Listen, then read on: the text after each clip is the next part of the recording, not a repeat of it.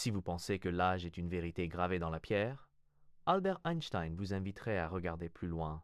Pour lui, le temps n'était pas une ligne droite et rigide qui faille devant nous, mais une dimension souple, modelée par la vitesse, la gravité et la perception humaine. Cette idée, simple en apparence, mais révolutionnaire en profondeur, bouleverse notre manière de comprendre ce que signifie vieillir. Car si le temps est relatif, alors l'âge, tel qu'on le conçoit, ne peut être qu'une illusion que nous acceptons collectivement. Imaginez deux voyageurs. L'un reste sur Terre, l'autre embarque à bord d'un vaisseau lancé à une vitesse proche de celle de la lumière. Quand ils se retrouvent, leurs horloges biologiques ne racontent pas la même histoire. Pour celui qui a voyagé, les années se sont écoulées bien plus lentement. Son corps a vieilli moins vite. Voilà le paradoxe. Selon Einstein, le temps s'étire ou se contracte. Il n'avance pas de la même manière pour tout le monde. Alors, comment pourrions-nous réduire notre âge à un simple chiffre, comme si tous les êtres humains marchaient au même rythme? Dans notre quotidien, nous ne voyageons pas à la vitesse de la lumière.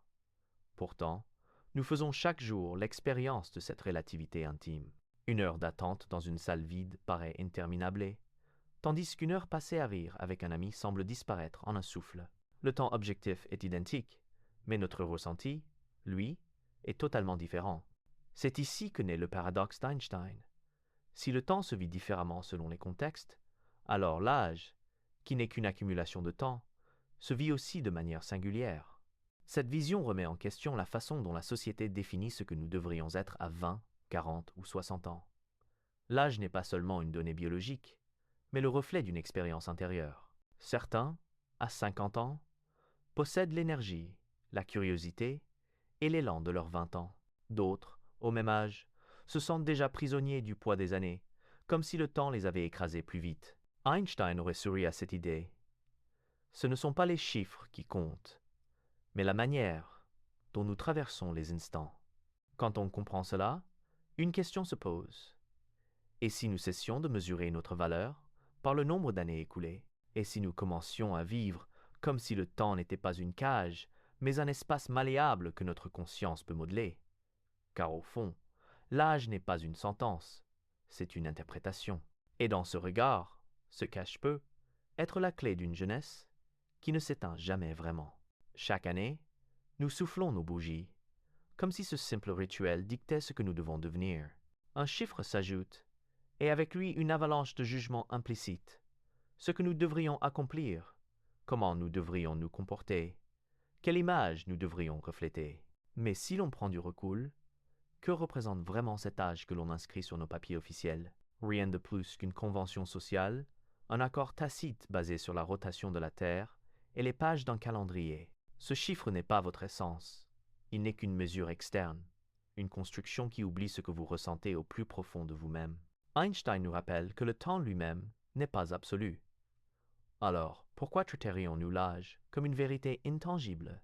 Il existe une différence subtile, mais essentielle entre le temps chronologique et le temps vécu. Le premier se calcule, il se compte. Le second se ressent, il s'incarne dans chaque instant de conscience. Deux personnes peuvent avoir 40 ans selon le calendrier, mais l'une aura l'impression d'avoir traversé 1000 vies, tandis que l'autre ressentira encore la légèreté de sa jeunesse. Leur âge officiel est identique, mais leur âge intérieur, lui, raconte une toute autre histoire. On croit souvent que vieillir est une ligne droite, une progression inévitable qui nous éloigne de la vitalité. Pourtant, il existe des êtres qui semblent traverser les décennies sans s'y soumettre, non pas parce qu'ils défient la biologie, mais parce qu'ils refusent d'entrer dans la cage des conventions. Ils rient plus fort, s'émerveillent encore, apprennent sans cesse, et ce faisant, ils échappent à l'image figée que le calendrier tente de leur imposer. Leur secret n'est pas dans la jeunesse de leur peau, mais dans la liberté de leur esprit. Le problème n'est donc pas l'âge en lui-même, mais la signification que nous lui attribuons. Dire « j'ai 50 ans » n'est pas neutre. Cela réveille une bibliothèque de stéréotypes. À 50 ans, il faudrait être sage mais fatigué, posé mais moins audacieux, respectable mais moins rêveur. Ces règles invisibles pèsent plus lourd que les années elles-mêmes. Elles enferment des millions d'individus dans des rôles qu'ils n'ont pas choisis. Et pourtant, il suffit parfois d'un regard différent pour briser cette illusion. Le temps vécu ne se mesure pas en années, mais en intensité. Un seul instant de passion, Une rencontre inattendue, un éclat de rire partagé peut donner plus de vie que des mois de routine. L'âge officiel continue de s'empiler, mais l'expérience intérieure, elle, échappe à toute règle. Alors peut être que la véritable liberté consiste à comprendre que le calendrier n'a aucun droit sur notre esprit. Nous ne sommes pas l'âge que l'on nous assigne. Nous sommes l'histoire que nous choisissons de vivre dans le temps qui nous est donné. Une heure n'est pas toujours une heure. Einstein aimait rappeler ce paradoxe en donnant un exemple simple. Passez 60 minutes assis près d'un poêle brûlant et vous les trouverez insupportables, interminables. Mais offrez ces mêmes 60 minutes à une personne en compagnie de l'être qu'elle aime, et elles s'évanouiront comme un souffle, trop brève pour être retenue. Ce contraste n'est pas une fantaisie, il révèle la relativité du temps tel que nous le vivons. Et si le temps lui-même se déforme selon nos expériences, alors l'âge qui en découle ne peut être qu'un reflet imparfait, une approximation qui ignore la richesse de notre ressenti intérieur. Dans la vie quotidienne, chacun de nous en fait l'expérience. Une journée de travail monotone semble s'étirer sans fin, alors qu'un week-end passionnant s'efface en un clin d'œil. Pourtant, les aiguilles de l'horloge avancent toujours avec la même régularité. Ce décalage entre le temps objectif et le temps subjectif nous dit quelque chose d'essentiel. Vieillir n'est pas seulement une affaire de secondes écoulées, mais d'intensité vécue, une existence remplie d'instants vibrants, de découvertes et de rencontres, paraît plus dense et paradoxalement plus courte, car elle se consume dans le feu de l'expérience. À l'inverse, une vie figée dans la routine peut sembler interminable, même si les années sont les mêmes. Là réside une clé que peu osent saisir. Si le temps peut se contracter ou s'étirer dans notre perception, alors nous avons le pouvoir d'influer sur la manière dont nous vieillissons. Non pas en stoppant les mécanismes biologiques, mais en apprenant à habiter pleinement chaque instant. Une heure vécue dans l'ennui laisse derrière elle une trace de fatigue. Une heure vécue dans la passion laisse une empreinte de vitalité. Einstein n'était pas seulement un scientifique, il était aussi un poète du réel. Derrière ces équations, il y avait l'intuition que le monde intérieur façonne notre rapport au temps autant que les lois de la physique. Lorsque nous nous souvenons d'une période heureuse, les années semblent avoir filé à toute vitesse. Mais lorsque nous regardons en arrière vers une période douloureuse, chaque jour pèse comme une éternité. Notre mémoire reconstruit le temps, le colore, l'étire ou le comprime. Et c'est elle qui tisse l'histoire de notre âge intérieur. Ainsi, vieillir ne se mesure pas seulement en rides ou en anniversaire. Vieillir, c'est la façon dont nous avons ressenti la durée de nos propres jours. Celui qui sait s'émerveiller, celui qui vit intensément, celui-là triche avec les aiguilles de l'horloge. Car au fond, l'âge n'est rien d'autre qu'une perception. Et cette perception, comme le temps lui-même, est toujours relative. Le corps et l'esprit ne vieillissent pas au même rythme. Notre biologie obéit à des lois précises. Les cellules se divisent, les muscles perdent de leur force, la peau se marque. Chaque battement de cœur, chaque respiration nous rapproche d'un chiffre plus élevé sur le calendrier. Pourtant, il existe en nous une autre horloge, invisible et bien plus mystérieuse, celle de l'esprit. Et cette horloge, contrairement au corps, ne connaît pas de règles fixes. Elle peut rester jeune malgré les années, ou au contraire se faner prématurément sous le poids des croyances et des émotions. Il suffit d'observer autour de soi. Certains, même à un âge avancé, dégagent une énergie qui surprend. Leur rire est vif, leurs yeux brillent, leur curiosité semble intacte. D'autres, beaucoup plus jeunes, paraissent déjà fatigués de vivre, enfermés dans des pensées qui les alourdissent. Le corps, dans ces cas-là, n'est pas seul responsable. C'est l'esprit qui, en acceptant les limites imposées par la société ou en se laissant écraser par le fardeau du temps, accélère son propre vieillissement. Einstein aurait sans doute vu dans ce contraste une autre illustration de la relativité. Le temps biologique s'écoule de façon linéaire, mais le temps psychologique est élastique. Un esprit qui reste ouvert, qui ose apprendre, aimer, s'étonner, ralentit l'effet du calendrier. À l'inverse, un esprit qui se ferme, qui se répète sans cesse qu'il est trop tard, plie sous le poids des années bien avant que le corps ne le dicte réellement. Les émotions jouent un rôle décisif. Le stress, la peur, la tristesse chronique sont comme des acides invisibles qui rongent l'intérieur et marquent le visage. À l'opposé, la joie, l'enthousiasme, La gratitude deviennent des élixirs qui entretiennent une jeunesse intérieure perceptible de l'extérieur. Voilà pourquoi on dit parfois d'une personne qu'elle rayonne. Ce rayonnement n'est pas seulement un état biologique, c'est la signature d'un esprit qui refuse de vieillir selon les normes imposées. Le plus fascinant, c'est que notre esprit influence aussi notre corps. Les neurosciences modernes confirment que nos pensées et nos émotions modifient nos hormones, notre système immunitaire, même la vitesse de vieillissement cellulaire. Ainsi, les deux horloges, bien que distinctes, s'entrelacent et se répondent sans cesse. Lorsque l'une avance trop vite, elle entraîne l'autre avec elle. Mais lorsqu'on entretient une vision vivante, curieuse et confiante, il est possible d'alléger le poids des années et de redonner au corps une vitalité inattendue. Vieillir est inévitable, mais vieillir intérieurement est un choix. Le calendrier poursuivra toujours sa course, mais rien n'oblige l'esprit à suivre le même tempo. Au contraire, il peut rester le gardien d'une jeunesse intemporelle, une flamme qui brûle au-delà des rides et qui rappelle que, dans le jeu du temps, l'essentiel ne se compte pas, il se vit. Il existe en chacun de nous un enfant que l'on oublie trop souvent. On l'étouffe sous les responsabilités, les habitudes et les attentes des autres. Pourtant, c'est lui qui détient le secret d'un temps plus léger, presque suspendu. Cet enfant éternel n'est pas une nostalgie, c'est une force vivante. La curiosité, l'émerveillement, la capacité de regarder le monde comme si c'était la première fois. Et quand cet esprit demeure, le temps perd de sa lourdeur. Il cesse de peser comme une condamnation et devient un terrain de jeu. Souvenez-vous de votre enfance.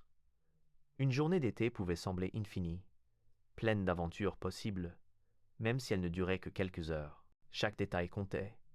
Une fourmi qui grimpe le long d'un mur, un nuage qui change de forme, une histoire racontée au crépuscule. Le temps n'était pas une prison. Il était un océan. Puis, avec les années, nous apprenons à compter les heures, à diviser nos journées en cases, à courir après des échéances. C'est là que nous vieillissons véritablement, non pas dans le corps, mais dans notre façon de percevoir le monde. Einstein lui-même trouvait dans la curiosité une source inépuisable de jeunesse. Il disait qu'il n'avait pas de talent particulier, seulement une curiosité passionnée. C'est peu être cela qui le gardait vivant, malgré le poids de ses recherches et la rigueur de son esprit scientifique. Être capable de s'émerveiller devant une équation, un ciel étoilé ou une question restée sans réponse, c'était pour lui une manière de rester proche de cet enfant intérieur. Quand nous entretenons cette curiosité, le temps cesse de filer à toute vitesse. Chaque instant devient une découverte. Chaque journée, une exploration. Le cerveau s'active différemment. Il ne se lasse pas. Il ne s'enferme pas dans la répétition. Et c'est précisément ce renouvellement qui donne l'impression que le temps ralentit. Une vie pleine de premières fois, même à 60 ou 70 ans, paraît plus riche et plus jeune qu'une vie saturée de répétitions où plus rien n'étonne. L'émerveillement est une résistance subtile à l'usure. Celui qui sait encore s'étonner, rire comme un enfant, poser des questions naïves, garde une énergie que l'âge ne peut pas effacer. Ce n'est pas refuser de grandir, c'est refuser de s'éteindre. C'est comprendre que l'enfant en nous n'a pas disparu. Il attend seulement que nous l'écoussions à nouveau. Vieillir n'est donc pas l'accumulation de bougies sur un gâteau, mais la perte de cette lumière intérieure. Tant que nous cultivons l'âme de l'enfant éternel, le temps peut bien continuer sa course. Il ne nous enfermera jamais complètement, car la jeunesse véritable n'habite pas le corps. Elle réside dans ce regard capable de s'émerveiller, encore, encore, et toujours. On nous dit très tôt ce que signifie vieillir. À l'école déjà, on nous répète qu'à tel âge on doit savoir ceci, qu'à tel autre il faut avoir accompli cela. Puis viennent les injonctions plus lourdes encore. Se marier, fonder une famille, réussir une carrière, ralentir à un certain moment, se montrer sage à un autre. L'âge devient alors une règle implicite, une sorte de contrat invisible avec la société. Mais ce contrat n'a rien de naturel. C'est une illusion que nous finissons par porter comme un fardeau. Et ce poids psychologique pèse parfois bien plus lourd que les années elles-mêmes. À ton âge, tu devrais. Combien de rêves se sont éteints à cause de cette phrase? Combien de passions ont été abandonnées parce qu'elles semblaient réservées à une jeunesse passée? Le calendrier se transforme en juge, dictant ce que l'on a encore le droit d'essayer et ce que l'on doit abandonner. Pourtant, si l'on y réfléchit, cette logique ne repose sur rien d'autre que sur une habitude collective. Ce ne sont pas nos capacités réelles qui nous arrêtent, mais l'idée préconçue de ce que notre âge autorise. Le paradoxe, c'est que cette illusion peut accélérer notre vieillissement intérieur. Lorsqu'on se répète qu'il est trop tard, on ferme la porte à la nouveauté, on renonce à la curiosité, on abandonne l'énergie du mouvement, alors que, biologiquement, le corps pourrait encore apprendre, aimer, créer, l'esprit, lui, se soumet à des barrières imaginaires. Ce sont ces barrières qui ternissent le regard, qui fatiguent les gestes, qui alourdissent le quotidien.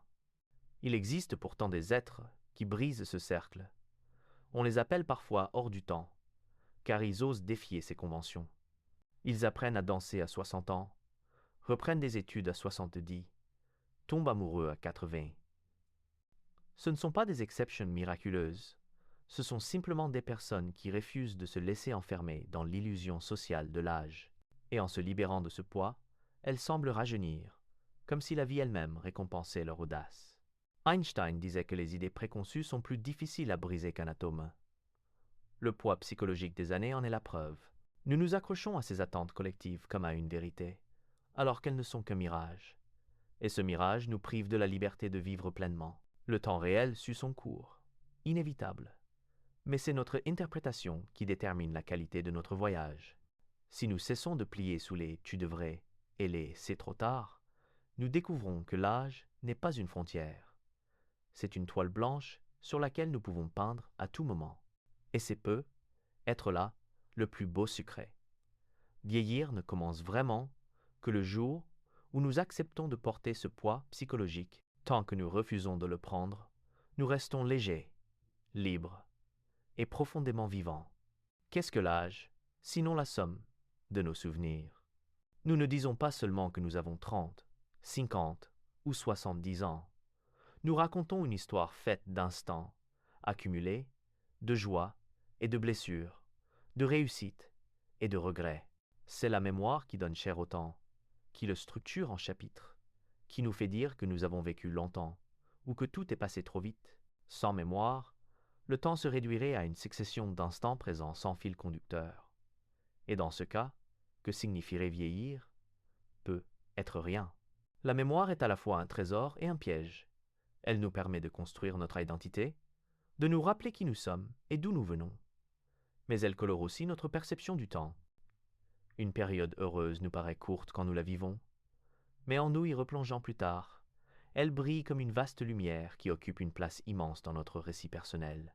À l'inverse, une période de souffrance semble interminable sur le moment, et la mémoire en garde souvent des cicatrices qui font croire que les années ont été plus lourdes qu'elles ne l'étaient en réalité. Ainsi, l'âge que nous ressentons est souvent l'écho de nos souvenirs bien plus que le décompte exact de nos jours. Il arrive que certaines personnes âgées disent avoir l'impression que leur jeunesse n'est pas si loin, comme si les décennies s'étaient compressées dans la mémoire. D'autres, plus jeunes, affirment d'avoir le sentiment d'être vieux avant l'heure, parce que leur mémoire est saturée d'épreuves et de responsabilités.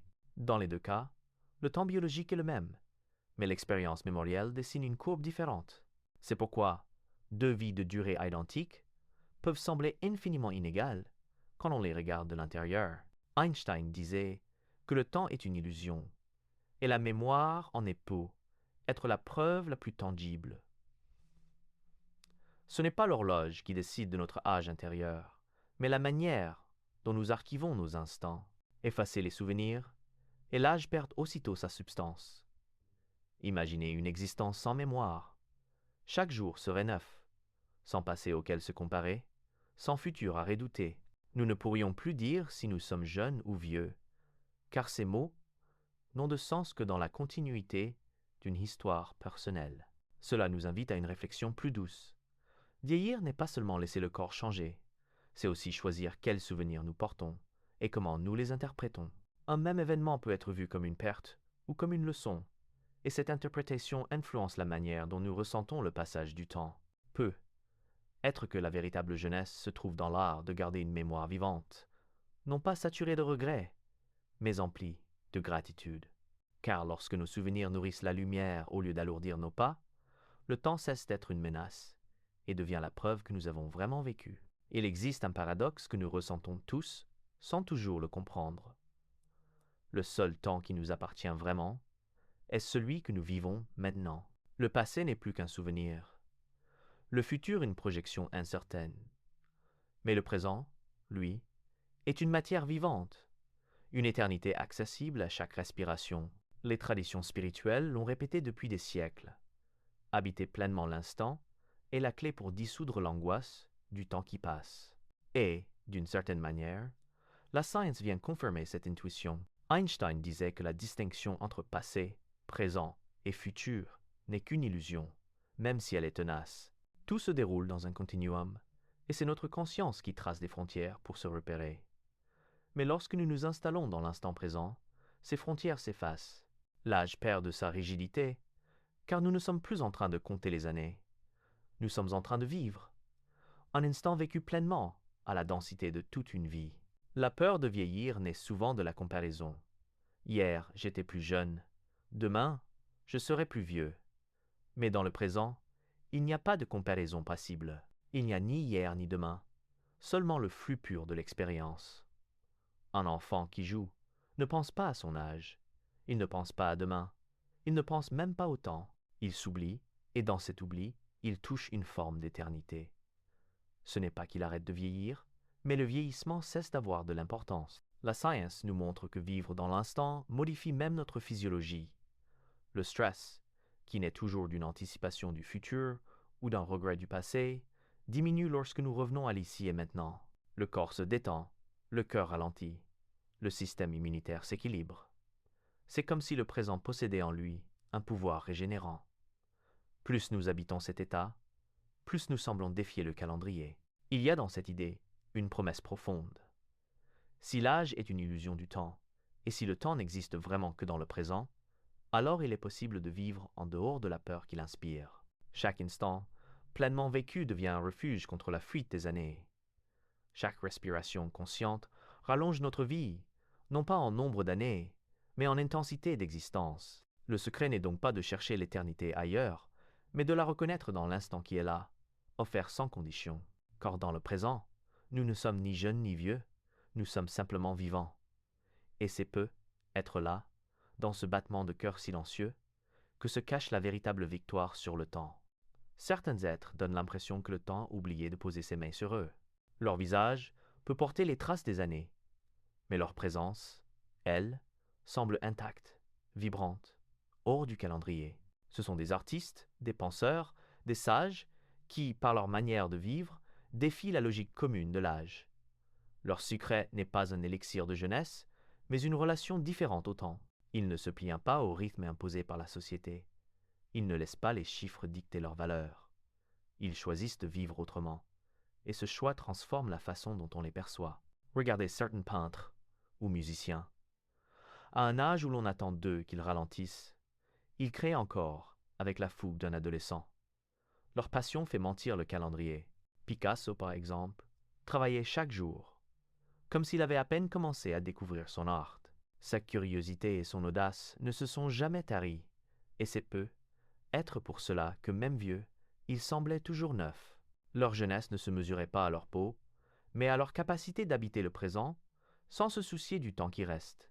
Il y a aussi ces sages, qui dégagent une lumière particulière.